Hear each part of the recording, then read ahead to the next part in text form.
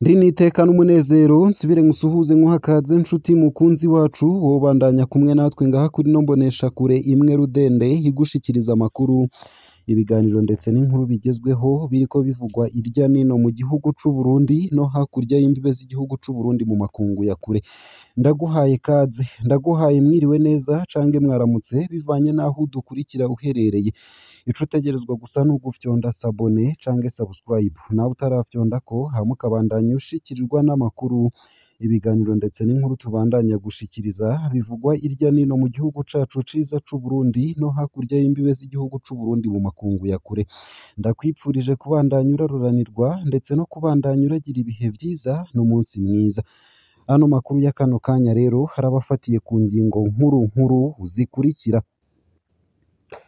Uziyeri Ntakarutimana arongoye umugambwe Iporona muri komine Giharo mu ntara ya Rutana mu bumanuko bushira ubuseruko bw'u Burundi yarahatswe guhagarikwa n'uwurongoye iyo komine afadikanije n'indongozi z'umugambwe CNDD FDD kubw'ababibonye Uziyeri Ntakarutimana yaraho arangurira akazi ku cicaro ca posta Igiharo ku munsi wa mbere wa 22 Mukakaro umwaka w'2024 igihe ivyo vyaba abanywanyi b'uwo mugambwe wa Rwagasore basaba ikingirwa ry'indongozi z'uwo mugambwe na cane hamwe n'abanywanyi b'imigambwe itavuga rumwe n'uri ku butegetsi muri rusange abakoze iryo bara baramenyekanye ni mustanire wa komine Giharo Lydia Nihimbazwe Renova Hakizimana umunyamabanga wa CNDD FDD na Alexis Baraguma batazira uruganzi zindi umunyamabanga w'uwo mugambwe muri zone Giharo baje kugariza ibiro vya posta Igiharo vyinshi kuri iyo nkuru ni mukanye mu buryo bw'idonido ntuje kure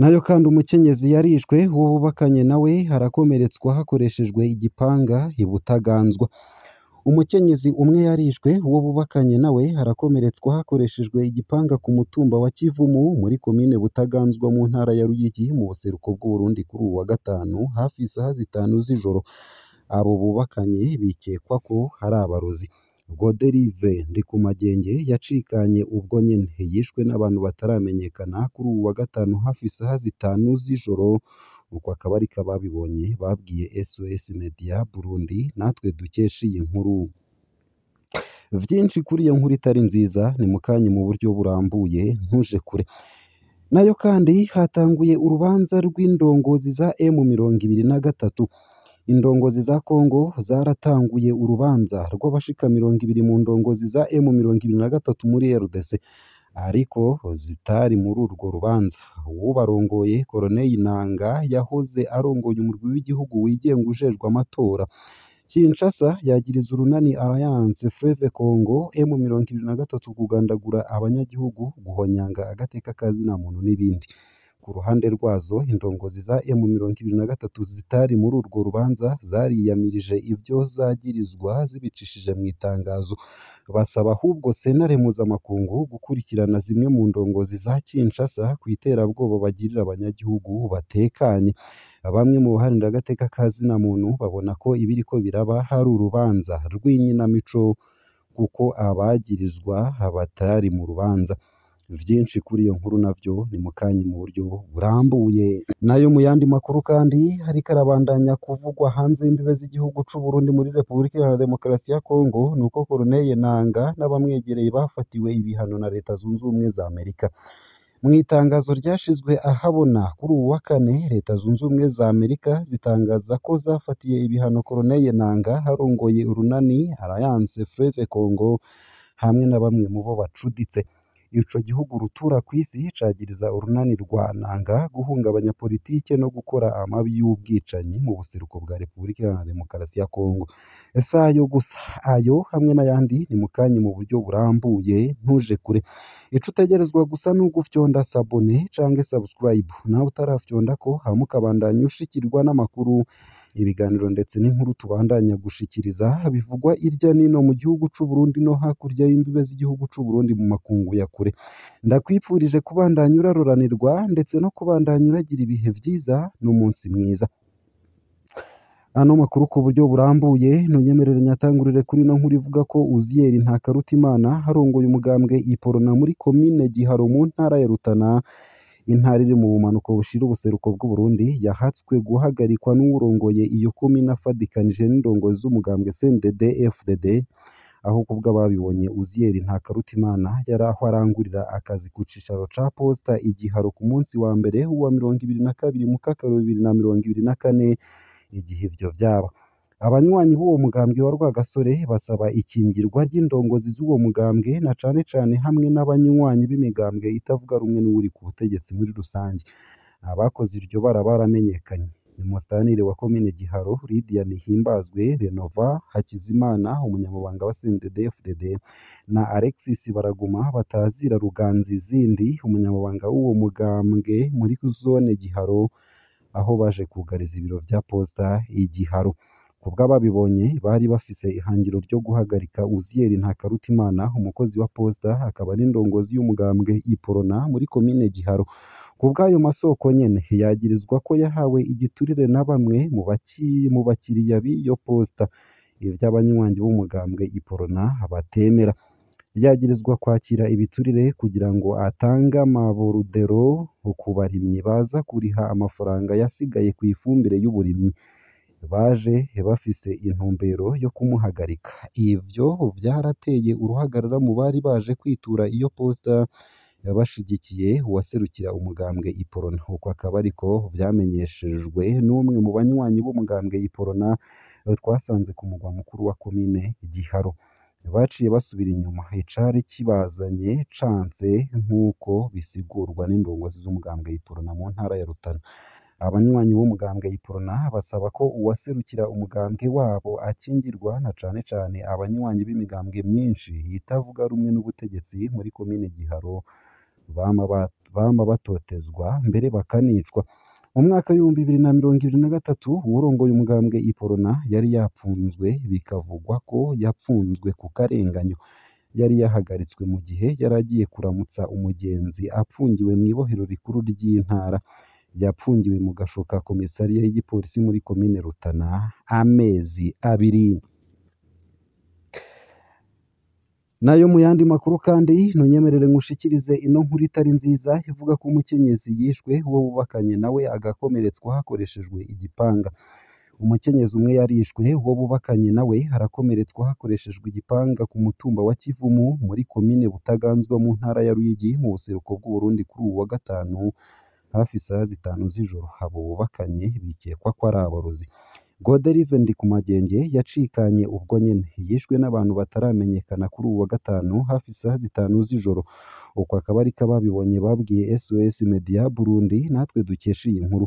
Uwo bubakanye Pascal Kabura yarakomerekejwe. Abo bubakanye bari bafise imyaka 50. Umukuru w'umutumba Kivumu Bernard Kanani aremeza ko iryo bara ryabaye.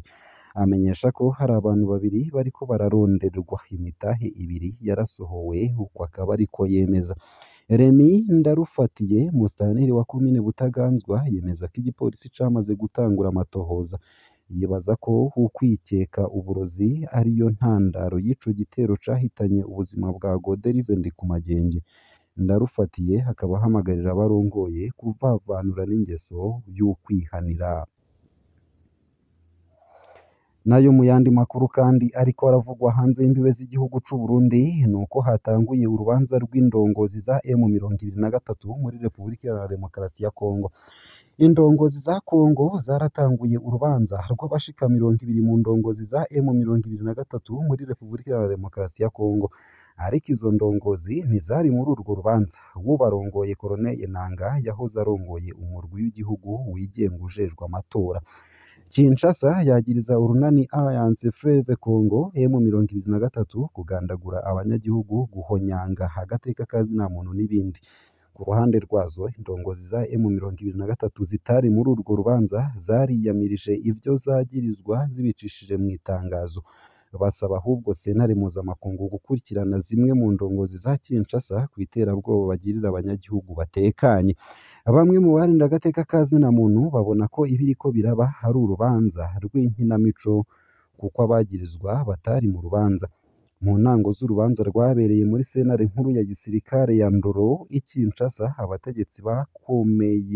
abategetsi bakomeye nka Constantin Mutamba, umushikiranganji wa Kongo ajejwe ubutungane, bari muri urwo rubanza. Umushikiranganji Mutamba yamenyesheje ko abagirizwa bakurikiranwa ku vyaha vy'intambara, kugandagura abasivile, kwiba, guhonyanga agateka ka zina muntu, uko akaba ariko bivugwa n'abari muri urwo rubanza. Badondagura amazina y'abakurikiranwa nka Corneille Nangaa yahoze arongoye umurwi w'igihugu wigenga ujejwe amatora. Umushikiranganji Mutamba yasavye sentare kwaka ubwenegihugu abo bashengejwe, ico M23 yavuze mu mushuhirano. Idatevye M23 yaragize ico ishikiriza ibicishije mu itangazo.